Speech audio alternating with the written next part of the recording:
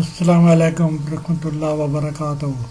آج کا دن میں آپ کے لیے ایک نیا عمل لے کر آیا ہوں، اور یہ عمل بہت زیادہ سخت ہے۔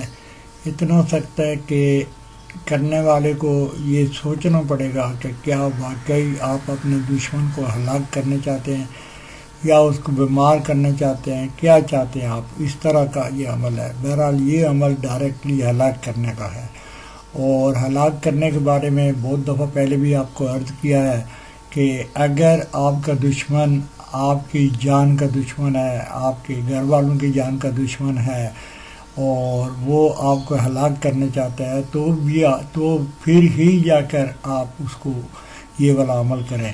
کسی کے ساتھ چھوٹی موٹی ناراضگی کے اوپر اتنا بڑا عمل کرنا، یہ اگر آپ کر بھی لیں گے تو آپ اس کو پچھتائیں گے۔ اگر آپ انسان ہیں تو آپ کے اندر پچھتاوا بھی ضرور آئے گا، لہذا اس کو اسی طرح سے کبھی نہیں کرنے کا ہے۔ اور بہتر ہے کہ آپ یہ عمل کرنے سے پہلے کسی متقی آدمی سے، کسی مولوی سے، کسی اچھے دیندار ایماندار آدمی سے آپ مشورہ کر لیں کہ آپ کیا کرنا چاہتے ہیں۔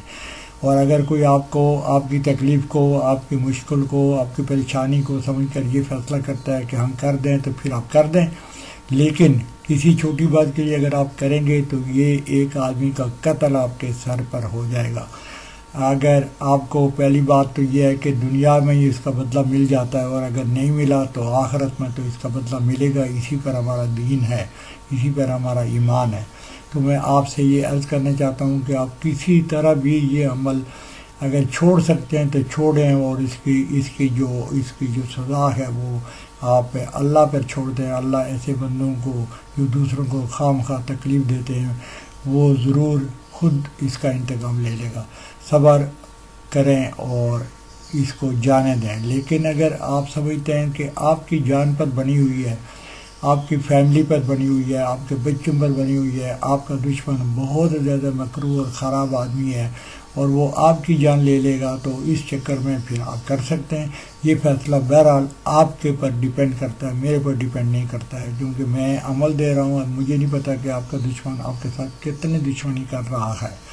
لہذا یہ بہت ہی ایک چھوٹا سا عمل ہے، لیکن کرنے میں آسان اور چھوٹا ہے، لیکن اس کا جو رزلٹ ہے وہ آپ دیکھ سکتے ہیں کہ یہ ہلاکت کا ہے، کسی کو مار دینے کا ہے، جان سے مار دینے کا ہے۔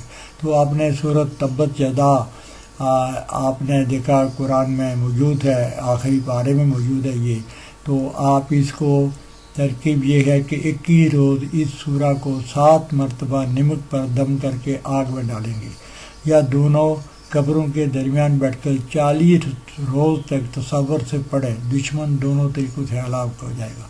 اگر آپ نمک پر پڑھیں گے پھر بھی اپنے دشمن کا تصور اتنا سخت کرنے کا ہے کہ جب تک آپ کا عمل جاری رہے وہ آپ کے تصور میں موجود ہو، آپ اس کو نکلنے نہیں دیں۔ اس طرح کر کے آپ رات کو عشاء کے بعد آپ نیس دنوں میں، مہینے کے نیس دنوں کے اندر یہ عمل کریں، اور نیس ساحت میں کریں، اور قمر در اکرم میں بھی آپ کر سکتے ہیں۔ تو اس کا جو میں آپ کو ہدایت بتا رہا ہوں، جو کنڈیشن شرطیں بتا رہا ہوں، اس کو فالو کرتے ہوئے آپ نمک لے لیں، نمک کے چھوٹے چھوٹے ٹکڑے لے لیں۔ آپ اتنے چھوٹے بھی نہیں ہوں کہ بالکل چھوٹے ہوں، لیکن تھوڑے تھوڑے آدھے انچ تک ہو، یا اس طرح سے کچھ 50 سے 100 گرام تک کا ڈلی جیسی ہو۔ یہ پیسے ہوئے نمک پر نہیں ہوگا، بلکہ یہ پتھر والے نمک پر ہوگا، تو وہ آپ لے لیں گے۔ کوشش کریں کہ سفید رنگ کا نمک ملے، لیکن نہیں ملے گا تو آپ لال رنگ کے نمک پر بھی کر سکتے ہیں۔ تو آپ یہ نمک لے لیں، اور اس نمک کے اوپر آپ 7 مرتبہ پڑھ کے آگ میں ڈالیں گے۔ تو یہ دونوں قبروں کے درمیان بیٹھ کر 40 روز تک تصور سے بھی پڑھ سکتے ہیں۔ جب اگر آپ کو نمک نہیں ملتا تو آپ یہ آپشن بھی آپ کے پاس موجود ہے۔ تو 21 روز اس صورت کو 7 مرتبہ نمک پر دم کر کے، تو آپ یہاں پر 3 تو نہیں لکھا ہوا ہے، لیکن آپ 3 ڈلیاں لے لیں اور ہر ایک کے اوپر 7 مرتبہ پڑھ کر آپ اس کو آگ میں ڈالیں اور تصور دشمن کا پاس رکھیں۔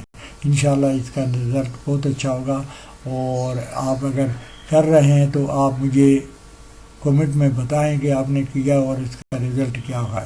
اس کا رزلٹ اتنا خطرناک ہے کہ بچ کے نکلنا بہت ہی مشکل ہے. لہذا آپ مجھے کمنٹ میں اس کا رزلٹ بتائیں، شیئر کریں. کسی اور کو کوئی مصیبت ہو، کوئی مشکل ہو تو وہ بھی یہ کر سکتا ہے. میری طرف سے آپ کو اجازت ہے ان شرائط کے ساتھ کہ اگر یہ جائز ہے تو آپ کریں.